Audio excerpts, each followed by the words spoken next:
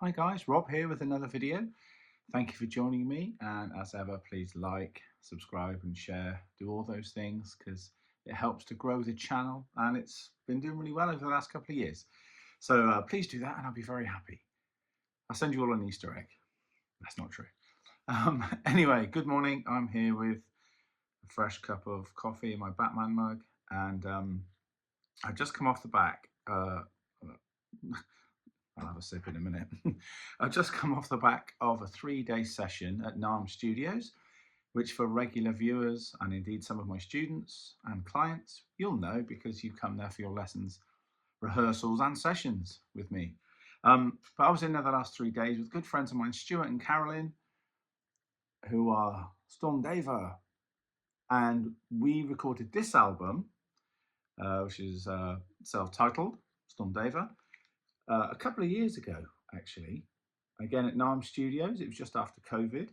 They'd come to see me play with Lorena McKinnett in Birmingham and contacted me on Facebook or Instagram and said, would you be, it was a long shot, they said, but they thought, they saw me play, liked what I did with Lorena. They thought I'd fit in with the music that they're making.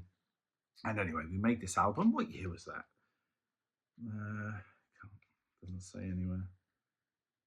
Anyway, doesn't matter. It was a while ago, and we've done a few gigs since then.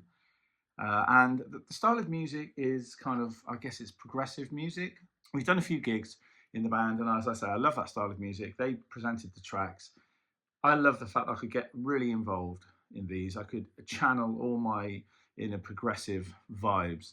And even some fusion Billy Cobham vibes can be put in there as well, can't they? Because when you start to break it down, there's a bit of everything. You could even put a bit of Ringo into prog as well. You can put anything that your imagination and creativity brings along. So they sent me a few numbers to learn. There was 2 to start with, and we ended up with 8, I think, we tracked over the last 3 days, which doesn't sound a lot, but when some tracks are 10 minutes to 12 minutes, and you're kind of sound checking, listening, making notes. I've already got the charts, which I'll talk about in a minute. And then you go downstairs, because in the studio at NARM, the control room's upstairs and the live room is downstairs. So firstly, we'll sort of sit, and let's just talk about what we do. Firstly, we'll sit and just play the track down, as I like to say. Just play it through. We'll have a listen to it, see what's happening, I've already got my notes, which look something like this, which I say I'll go into in a sec. And I'll make some extra notes of what they think, because on this album, we never had time to really get online together and do like a FaceTime chat about it, which we did on the last album because it was COVID. We had loads of time to do that. But we've been so busy. I've been crazy busy. They've been crazy busy. So, I would make some notes on my laptop by listening to the songs, thinking, oh, I could reference this. I quite like that. I could reference this from the last album. And they had a few. So, we'll play the track, play it down, load it into the project. Obviously, that's what Jay will do first, load it into the project. And then we'll listen to it through the speakers. We'll get a nice balance of what's going on so we can hear it. Then, of course, I can change that once I'm downstairs with my headphones on anyway. And I'll talk about my notes. I'll make sure that the A to Z of the chart is sound and it's all making sense. And I've got the right amount of bars. I haven't made any mistakes. And then I'll just add extra bits, which again, as I say, I will show you in a second. Then we go downstairs and, it's kind of R&D, research and development at that point. Play through it a few times. I must admit, when I play it, I will be reading the chart, but some of it I will know from just remembering it. And sometimes I'll just want to follow the music because I know we've got a little bit of time. 3 days is quite a long time to do 3 songs. If you think the first day, half of it is sound checking though and things like that. But still, my strike rate of getting songs done pretty quickly and hopefully understanding what the artist wants isn't too bad. So we can, I can get into it quite quickly. So yeah, we do a few takes like that. So maybe 3 takes. Then I'll go upstairs, have a listen to the track, have a chat with them. Sometimes I'll stay down in the live room and they'll sort of pipe down through the headphones instructions. And I go, oh yeah, okay, I'll do this, I'll do that, da da da da da. Which is all very cool. And then I can sort of move on. Oops, sorry, I'm getting a message. Can I just move that? Then I can think, okay, well, I shouldn't do that. Or I've made my mind up that felt quite good in the last few takes, but then I should change it.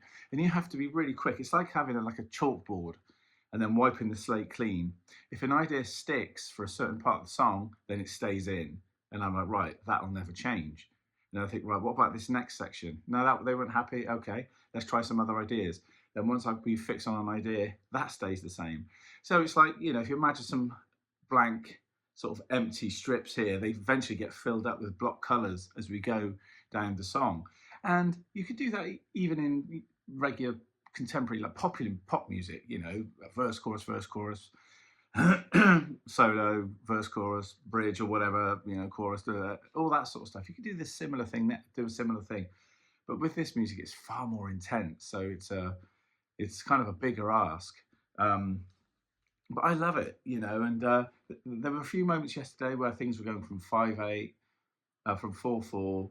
Then the tempo was changing, so the tempo map had changed, going into 7, going into 6, 3, 7, 6, then 5s, and so on. And also, as I say, all of these with a kind of almost classical feel of bringing the meter down occasionally and then bringing it back up. In times, I guess, in places where drummers wouldn't normally do it. So where we would normally accelerate a little bit into a drum phrase or into the next section, sometimes they were bringing it down. So just getting used to little things like that. And it's a real challenge, and I love it, honestly. And it's one of those things that I'm really happy and proud that I learned the session techniques the way I learned back in the day with various people saying, you know, things like I just said, of like, once you've played a section one way, that's the way it stays. Then move on to the next one. There's nothing kind of more frustrating than when you get a section that's kind of worked on and feels good and sounds good, and then every time you play through it after that, because you've looked at another section, then that musician keeps not getting it wrong, but changing it. Maybe for a drummer, changing the bass drum pattern, or you know, forgetting the bass drum pattern, doing a fill where there shouldn't be a fill. All these little things become quite big things once you're looking at this piece of music as not just a jam. Now this, you've played through it a few times. Now we have to start making a structure. It's like building a house or anything, using the construction of the song, you know, but getting the foundation and the walls and stuff, you know, building it up, putting the roof, windows, doors. Sounds corny, all those analogies and stuff, but it's very true. So that's kind of what happens. And then we do a few more takes after that. So maybe 6 or 7 for each song. And then they keep them all. And then they can, you know, on the last run through, I'll wait for the okay through the headphones before I come back upstairs to say, have we got it all? So the artist will usually say, yep, like that was the perfect take. Brilliant, we'll have that. Or it'd be like, brilliant, love the changes we made in that version.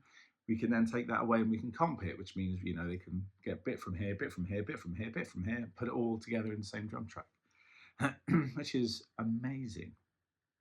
And that's what we did.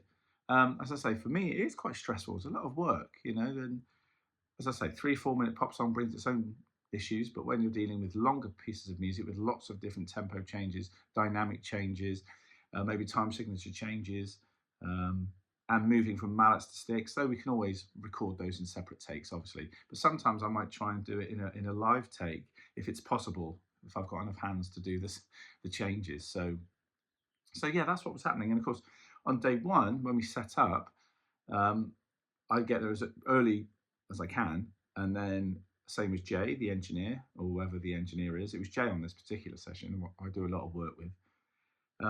And yeah, we get the drum kit in, and again, I know the project. I know what I need. There's no point me taking Sadie along, you know, 18-inch bass, 12-inch racked on, 14-inch floor, 2 ride cymbals, hi-hat, and a snare. That isn't going to cut it in this project.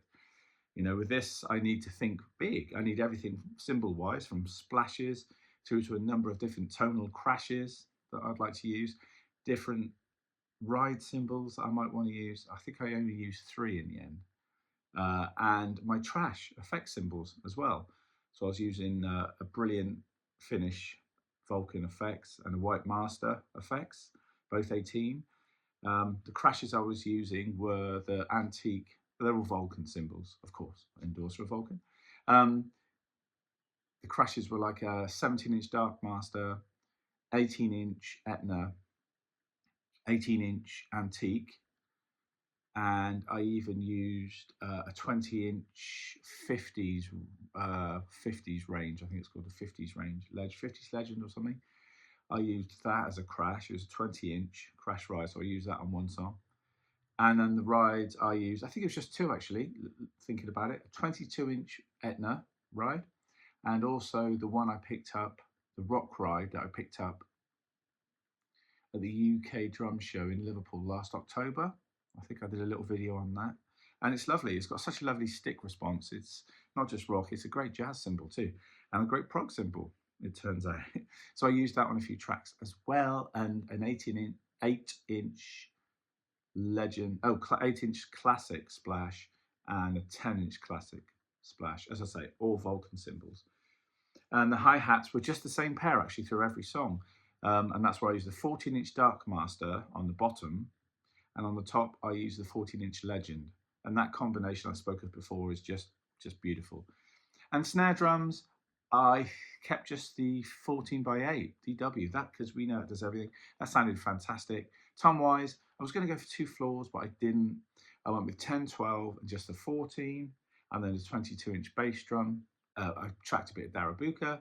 Nick has got 2 Darabukas at the studio, so I just picked one up and had a play on that because I need to get back into that for the Lorena McKinnon tour that's coming up in October as we're touring Canada. And you know, once you're sound checked and everything's ready to go, that's it. You pick a song. And this time I decided to go for, on the last session, I decided to go for hard ones first, getting to the end with the easy ones, but I did it the other way around this time. So I picked more kind of softer, the ballad kind of songs, leading into more groove oriented songs, and saved the really complex instrumentals for yesterday. As I say, one caused me a little bit of aggro. It was quite tricky because, you know, it's all very well understanding the 7s into the 6s and the 5s, but it's trying to find a pattern through it. That's what I spent most of my time doing. But it turned out beautifully, and I took about 4 or 5 takes of that particular song. And obviously when it gets near a release date, I'll let you know. So that covers like that, what happens. And this is a chart for one of the songs. Now you can see how rough I've written this, and you can see all my little markings and stuff. I mean, some people like to do very formal charts and they'll put it on their iPads or laptops and things. You know, maybe for the live shows as a guide, I'll have that. But really, mine are all handwritten.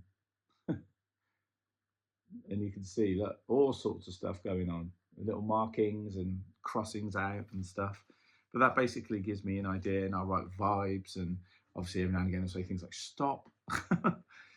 Because that's easier for me than looking at a musical kind of expression. Sometimes, you know, I will put ×8, ×10, ×12, or what it has to be, like this, you know, the intro, big riff, ×8, and then an arrow moving on. They're all things that aren't formal, and you wouldn't want to do it in a music exam, but it works for me. It helps me. Silly things like the arrow going forward means that same thing carries on. So don't look again to ×8. You know, I know it's going to be 16 bars, but if I see the arrow, it's like, right, that's carrying on. And it's just things that I do. And I know Phil Collins has got a similar thing in his music. When he writes stuff out, he's got silly, what he calls silly, symbols and things to say this is what happens next. Because he doesn't formally read or write drum music. So whatever works is the thing. But yeah, that's kind of my charts. But I hope you enjoyed that. Any questions on studio work, and indeed, if you want me to play on any music, or you want to recommend me to friends and stuff for any music, then please do. You know, contact me here. You know my email address. It's around somewhere, probably here or in the description. As ever, thank you for tuning in. I hope you enjoyed that. Please leave a comment below, and I'll see you on the next video. Cheers.